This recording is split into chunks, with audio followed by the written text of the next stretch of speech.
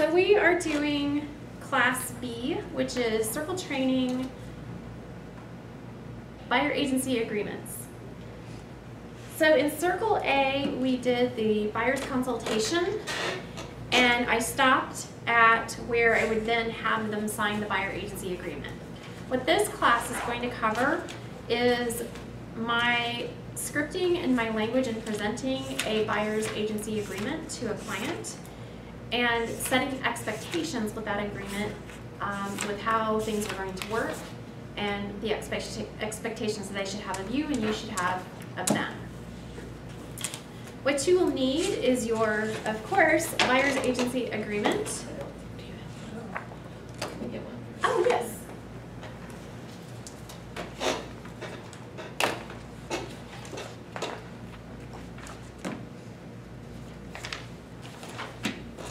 Sorry about that. Is your buyer's agency agreement a business card, which I usually just keep one right in the folder, the buyer's agency folder that I showed you in Class A, and of course, your Missouri broker disclosure form. So once I have gained permission from the buyer,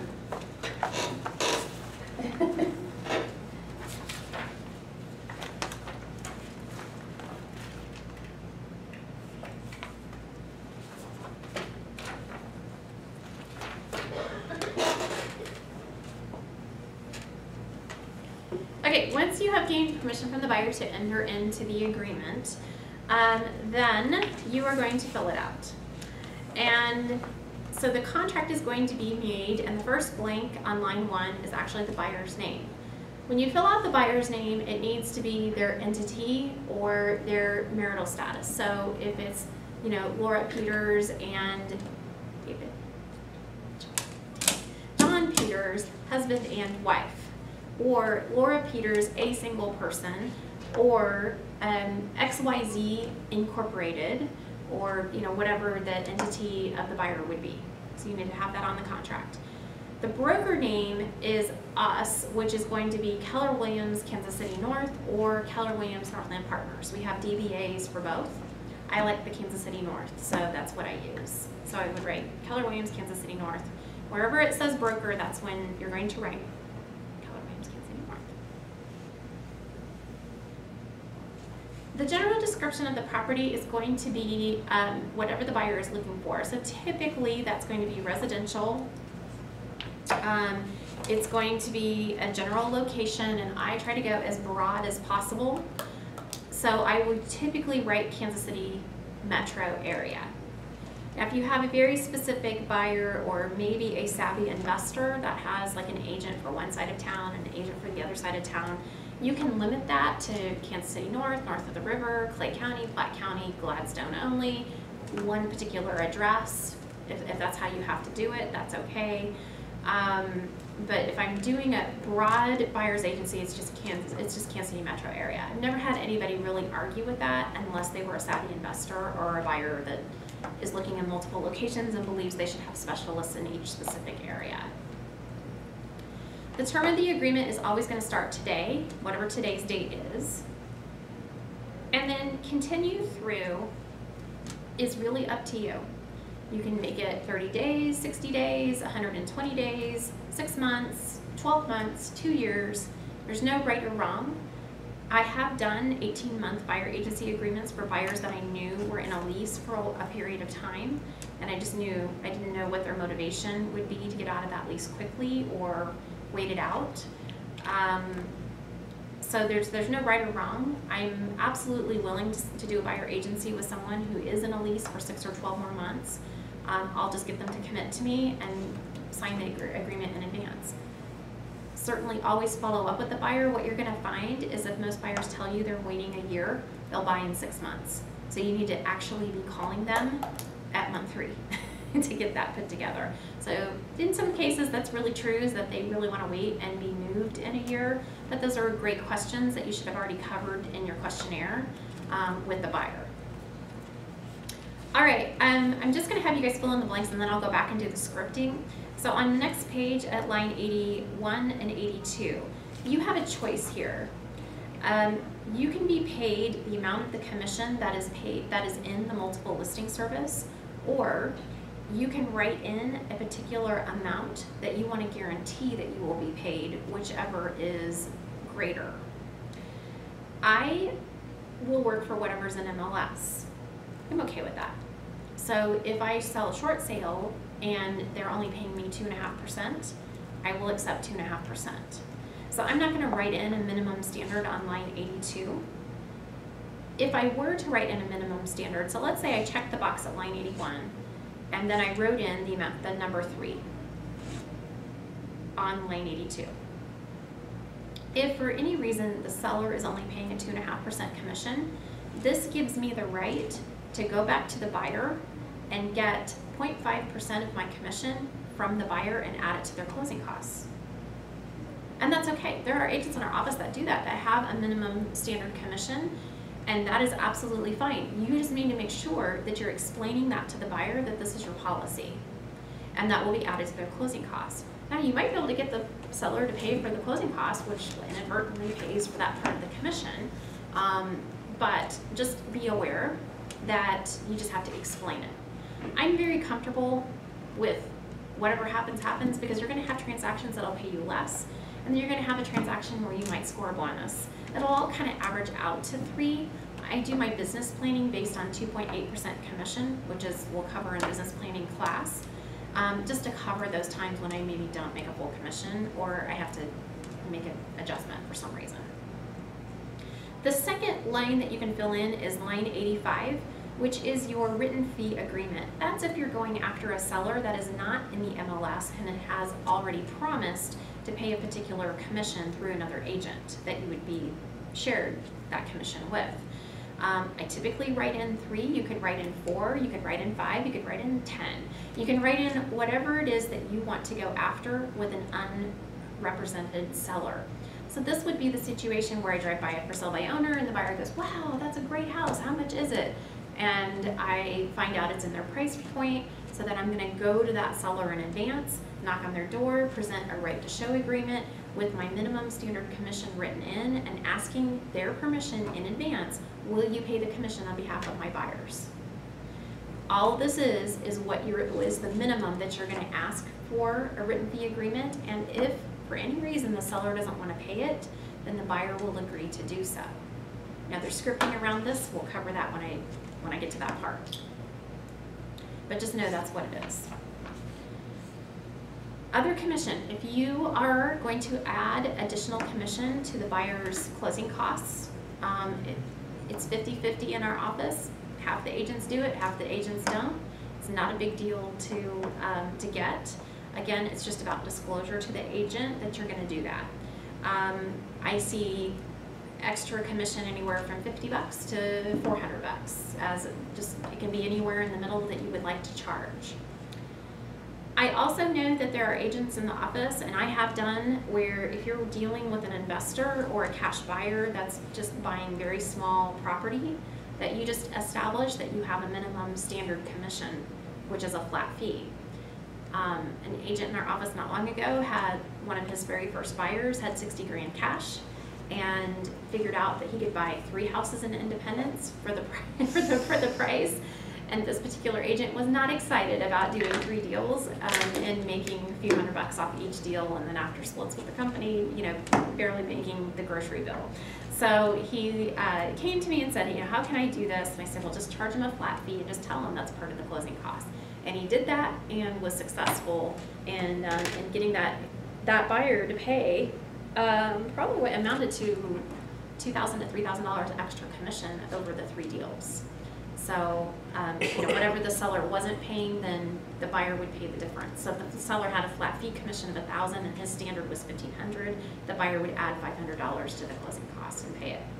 So these are things that can be done.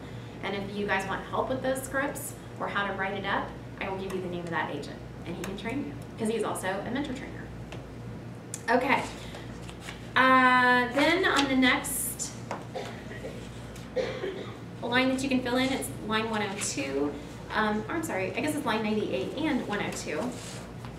This is a time period that if you present a home to the buyer and the buyer doesn't buy it through you, but allows your agency agreement to expire and then goes and buys the house, that this protects you as having deemed commission earned. So it prevents somebody from working around your back. Case in point, if I show Laura a house at 1234 Main Street and our agency agreement expires next week, and she just says, hey, I'll just wait for my agreement to expire with Carolyn, then I'll go to the seller direct and tell them they don't have to pay a buyer's agency commission, and then I'll just cut Carolyn out. And, I'll get that money off the house. Well, so I typically write in anywhere from 90 to 120 days in those spaces. It kind of just depends on how I feel about that particular buyer and what my relationship is with them. You can write 0. You can write 1,000 days. You can write whatever you want. You think you can would like to set as your standard.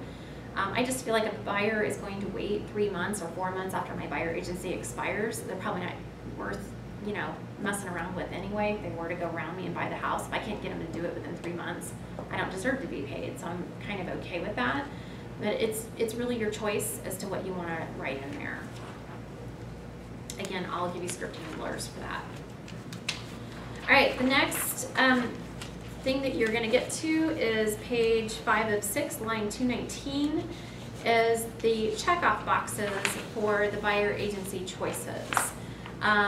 So standard is no, yes, no, yes, yes. And that is because just about a month or so ago from this taping, we determined that we don't offer straight buyer or seller agency. That is the type of agency where any agent within a broker's umbrella can represent a buyer or seller or work upon their behalf, and that's not what our office does. We designate agents within our firm to work specifically for a buyer or seller. So if Laura has a buyer agency and she's the designated agent, I can in no way work or represent her buyer. But boutique or smaller brokerages that only have a handful of agents might have it set up where any agent that works for that firm can work on behalf of that buyer or seller. And that's kind of just in a nutshell, that's kind of the difference. We do designated agency. So where we used to fill out forms, yes, yes, no, no, yes, yes, that's changed. It's no, yes, no, no, yes, yes. On the back page, if you have any additional terms or conditions or anything about the flat fee commission that maybe didn't fit in the lines, you can certainly use that space. Your buyer may exclude you from if they had an agency relationship with another agent and it terminated for whatever reason, that maybe they're bound by 120 days that they can't buy 1234 Main Street until that time expires. Or if they decide that that's the house for them, they're going to use that other agent because they are bound to them, they may ask you to exclude that house. And that's okay. Again, that's why we get it up front and would put that there. I very rarely use that space, but that would be maybe a couple of things that you might need it for. The brokerage on line 281, of course, is Keller Williams, Kansas City North. And the buyer's agent is you. So you put your name or your entity name there. Your buyer will fill out the form, sign it, put in the address, city, state, that's what I mean by filling out the form. And then down in the box at the very bottom of the page is the appointment of designated agency. And that's your name, again. If you are on a team, then every single person that is a licensed agent on your team needs to be in that box.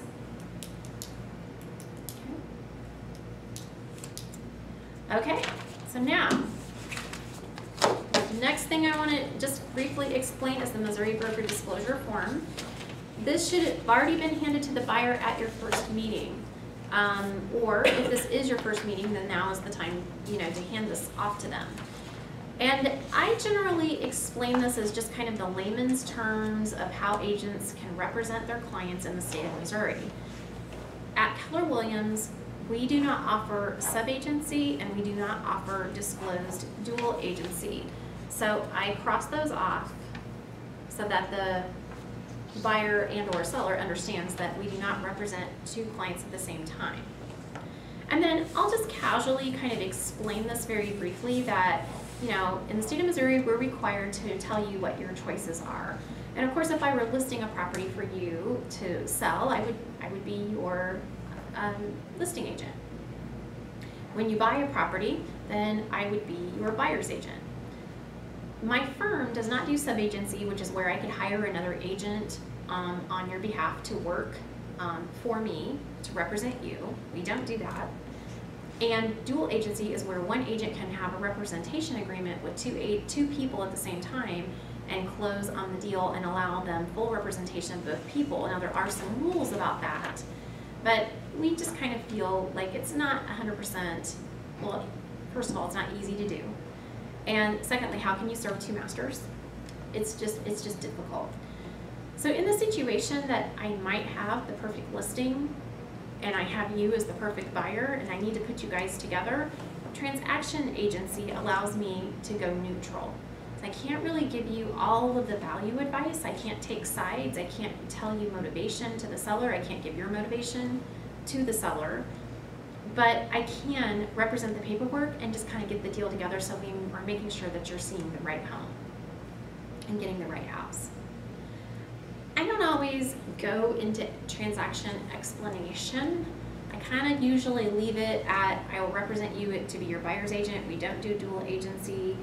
I can go neutral if I find out that a listing that I have on my roster actually meets your criteria. We'll talk about that when it happens. Otherwise, I will always be your designated buyer's agent. And the state requires that you sign this form, so I'll have them initial and date the form. Just anywhere on the back side of it would be absolutely fine. You will need to make a copy of this for file compliance because when you do have buyer agency signed, they do need to be turned into .loop and submitted for review. Brokerage is required to have all buyer agencies on file so that if we get audited, we can show them. Okay, so now we're going to talk about this buyer agency contract, and so this is how I would present it to a buyer. So Mr. Buyer, between you and us here at Keller Williams Northland Partners, we're going to look for property as a general, I mean this is just a basic description. We're going to look for residential property in the Kansas City metro area. We've already talked about the specific, locations that you're most interested in. And we're going to do a price range of blank to blank. If it is a first-time buyer, I always start with 0 because you'll panic them. If you put 100 to 120 or if it's too narrow, then they think, well, what if the right house is at 99? Will they show it to me? So I always start at 0 with a first-time buyer, but a seasoned buyer has no interest in looking at trashy properties. They want the property they want, and so I will then kind of give a wide range. So if they tell me 200 to 250, I might do like 190 to 260, and they'll be fine with that. So, and I might even circle, general description or approximate location or price point, just so they know this is just kind of a roundabout estimate. The reason that you want this to be broad is because this does cover you to be their agent under these circumstances. And if they were to look at homes outside of these circumstances, then they could technically get other representation for those circumstances. So if you wrote down Clay County, and then they decide, oh, we're going to move to Independence in Jackson County, they could technically hire another agent to help them in Jackson County. So that's why I like to do Kansas City metro area, because it kind of handles all of that general area where you really would be working anyway. Decide to move to St. Louis, that's, who cares, right? Okay, you make a referral if that happened. Buyer's representation. So, Mr. Buyer, this is just all the things that you agree to. Number one, you haven't signed any other buyer agency agreements, have you? No. Okay, great. If you get yes here, then stop and figure that one out. Did it expire? Is it still active? Do they know? Do they have a copy? Because you do not want to cross, you don't want to cross a buyer agency. And hopefully you've way already had this conversation so that you're not surprised when you get to this place.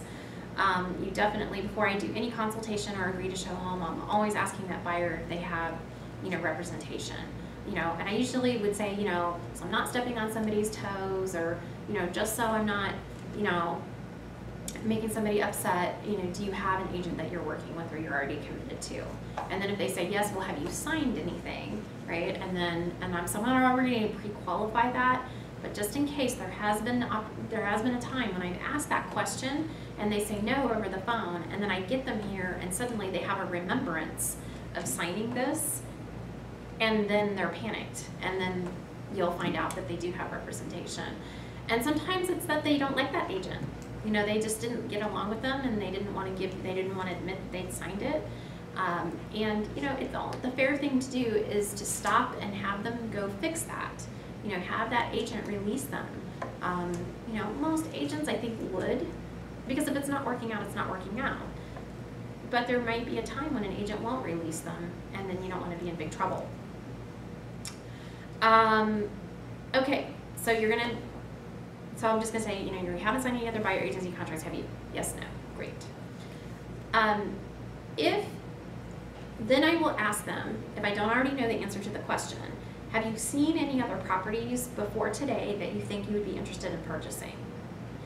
And typically they're gonna say no at this point, because I usually try to catch people before they really get out there. Now, in your situation, where she's already taken somebody out a couple of times and they've been out with another agent, there may be a property that they saw yesterday that they might tell you, if you were to sit down and do this with them today, that they have strong interest in. So in that situation, I would ask them, you know, did you sign a buyer agency with that agent? And if you decided to buy that home, would you want me to be your agent, or would you want the person that showed it to you to be their agent? And what we're doing is we're identifying procuring cause issues. Because if they would want to use the other agent, then I would probably go ahead and exclude that particular home from your buyer agency so that they are free to go hire that other agent, or just know that that could happen, and you maybe have to give a referral to the other agent if you go ahead and complete the sale. You know, you could give them a call and say, hey, I just showed the Joneses a house, they signed a buyer agency with me, but after looking, they really would like to buy 1234 Main Street, but now I have an agency with them. I understand that you were the one that showed them the home, so that there's no hard feelings. Can I pay you a referral for your time? That is one way that you can handle it, and in my opinion, be pretty classy. If somebody called me and did that, I'd be like, awesome, that'd be great.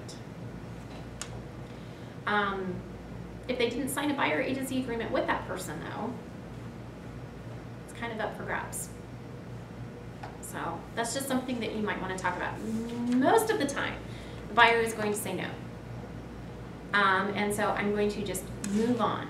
But what this physically says is that the buyer is not obligated to pay brokerage fees for properties that were shown to them previously. So that means that if Laura showed property and they had already seen it with agent X from whatever company, and agent X sued the buyer for commission, that they would not be obligated to pay you a commission even though they have a signed buyer agency. Does that make sense? No?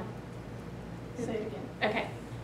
So let's say your people had looked at ABC House with agent X, and they ended up being committed to them, to that agent on the sale of that home, because the buyer agent maybe had a buyer agency for that house only, or in some other way was tied to the home for procuring cause. You cannot sue your buyer for commission that you did not receive if the other agent had procuring cause. So what this says is that you are not obligated, so the buyer is not obligated to pay for any brokerage fees for properties that were previously shown them. So you can't go after them. Does that make sense? And then I will say, I just don't think it's a good policy to ever sue a buyer. Like, I don't care what they did to you. You don't want that on the internet. You don't want that on, you know, Angie's List. You don't want that anywhere where you got mad because of a lost commission and went after a buyer for that payment.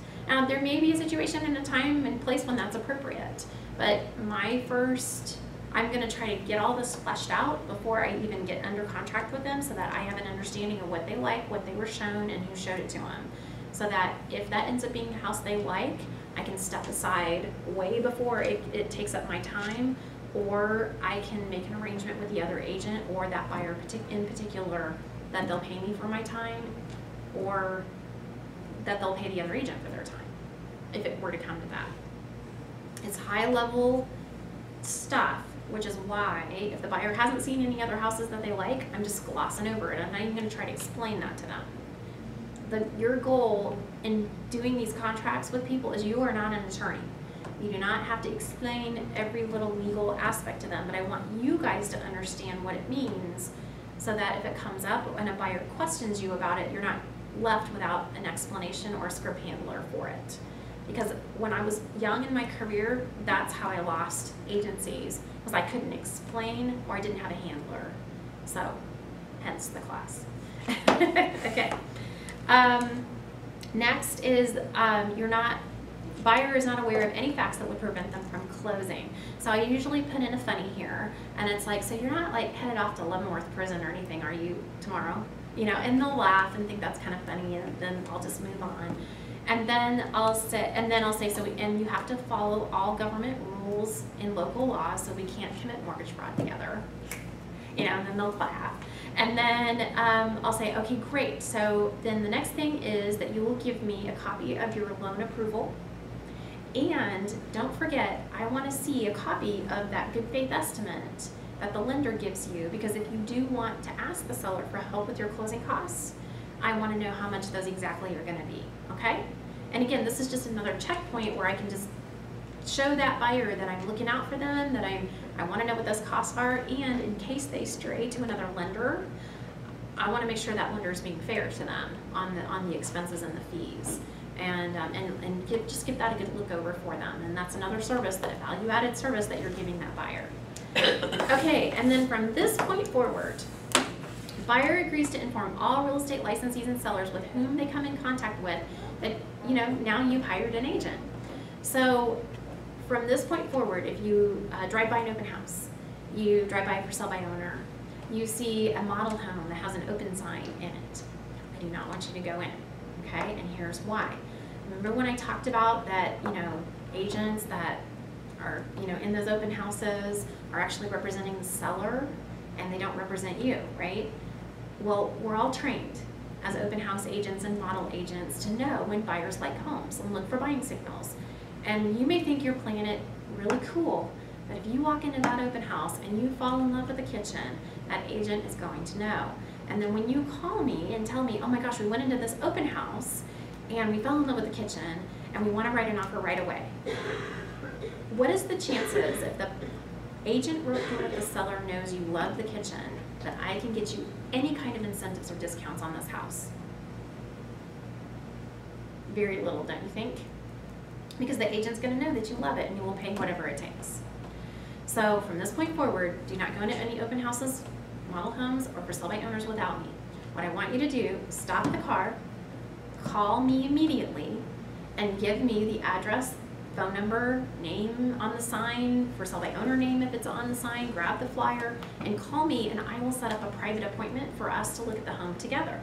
Because if you and I walk through the home and you want to jump up and down and do cartwheels because you love the kitchen, that's fine. I'm still going to work to get you the best deal possible. Does that make sense? Now, in the situation that you can't stop yourself and you think you've got it all under control and you want to go into that open house without me, then I want you to do this. You will take my business card and you will stick it on your forehead and you will hold it to your head like this with your finger. Then you will walk in the door and you will tell the agent, I am being represented by Carolyn Geiger. She is my agent. And she told me to give you this card. I'm going to run through this house as fast as I can, and I'm running out. If you want feedback from me, you can call Carolyn. She'll be in touch with you. Thanks. And then you run through that house as fast as you can, and you get back in the car, and you call me, and you tell me you were bad. And I have had it happen ever since I converted to this script. I very, ever rarely have a buyer actually go into an open house without me, unless it's like so far over the price point it doesn't matter. And if they were, by any chance, bad, they will call me immediately and tell me they were bad. Literally, Carolyn, we were bad today. I'm so sorry. You know, and I'm like, okay, well, did you like the house? Well, no, we didn't like the house. Okay, good. But they'll still tell me, which is the whole point. Now, is the 100% point of this exercise to protect them? Yes, but it is also to prevent a recurring cause issue for you. Because if your buyer goes into that open house, whether you have a buyer agency signed with them or not, your commission is at risk. And if that listing agent were to convince that buyer to go ahead and write the contract, you are not going to, you might still be able to come in and represent that buyer, but that agent is not obligated to necessarily pay you. So just be very careful. Now, I don't want to tell the buyer, don't go to the open houses because I can't get paid. That's not cool. But what is cool is looking out for their best interests and explaining to them why I don't want you to go in there, because that is difficult to do. I've had a buyer do that early in my career that fell in love with the house, and I could not get a discount. I couldn't get any movement on the price because the agent was well aware that the buyer was practically crying in the home because they had found the it house. So of course she's going to tell the seller that, and of course the seller is going to play hardball. So it's absolutely true. What I'm teaching you is true, but the added benefit is we're helping you look out for yourself as well. The other thing that will happen to me is I will drive by an open house with the buyer in my car or a for sale by owner, and the buyer will literally look at me and go, gotta call you first. And I think that's hysterical. This resonates with them. This isn't my idea. I learned this from another seasoned agent, and it works. So I'm passing it on to y'all. Okay, so now my obligations to you, Mr. Buyer, are that, you know, I'm going to perform to the terms of the contract. I'm going to represent you wholly and fully. I'm going to be faithful and loyal to you. If it's not good for you, it's not good for me. I'm going to help you not only write the contract, deliver the earnest deposit check, and help you through the closing. There's just like 100 other things that I'm going to do throughout the transaction, the majority of which actually start after we get the house under contract. You might think it's all about finding the house, but it's really about making sure the deal closes, and I'm going to be there every step of the way with you, okay? This goes on to say that I will disclose to you anything I know or should know about a particular home. So you know what, if you're upstairs doing cartwheels over the kitchen and we walk down to the basement and I happen to be able to identify a crack or some serious problem with the house, I do have to tell you what I think or what I know about it. Now, it doesn't mean that, you know, I'm an expert, but what it means is that if I see something that looks suspicious, it is my obligation to at least let you know what I see. Hey, we probably need to get this checked out, okay? So is it okay if I'm honest with you about that even when I know you love a home? Yes, no, right? I'm gaining that permission from them up front. Okay, the only thing I am not obligated to disclose to you is sexual predator information. So if you guys are, you know, interested in that kind of, you know, of those facts, here's a couple of websites that are written into the contract. You can check that out for yourself. But as your agent, that is something I cannot counsel you on. Okay. All right, so compensation works like this. Now, I may have already covered the consultation piece and roping them into the consultation itself, because if they have a fear that it's going to cost them money up front to hire an agent, I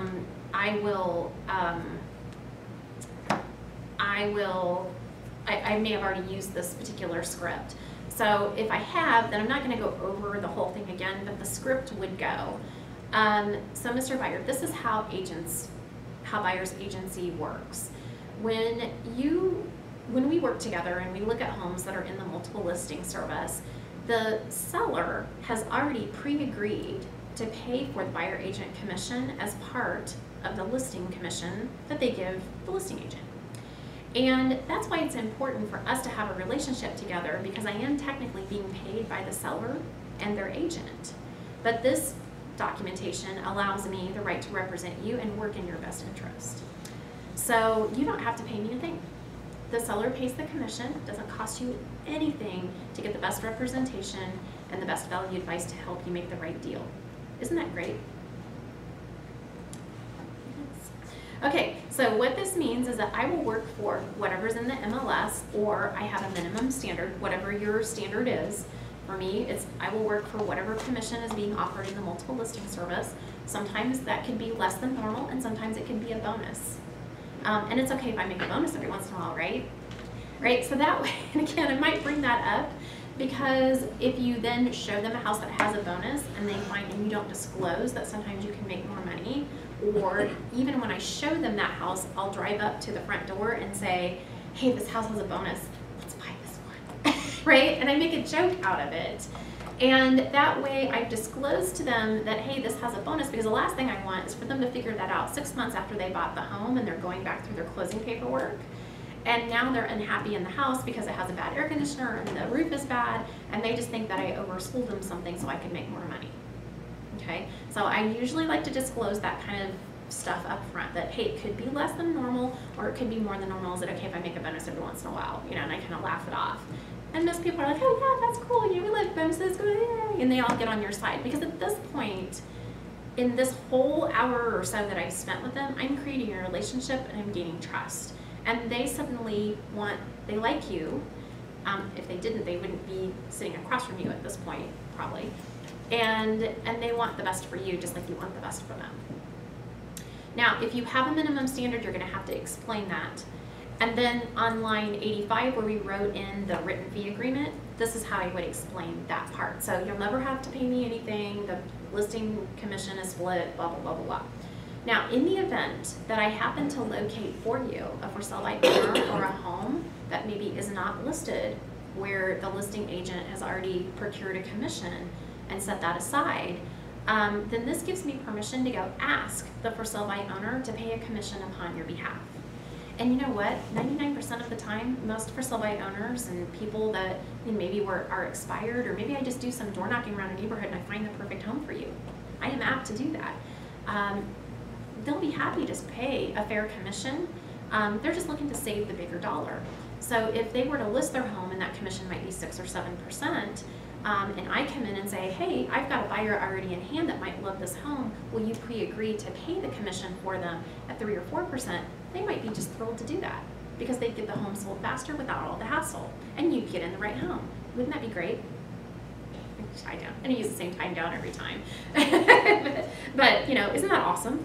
And then in the event that seller decided they did not want to pay my commission, well, before I even show you that home, we're going to have a big conversation about that. Okay, I'm not going to get into tonight about the if, thens, and buts about that, but just know I am never going to show you a home that the seller expects you to pay the commission unless you have full understanding that is a possibility. Is that fair?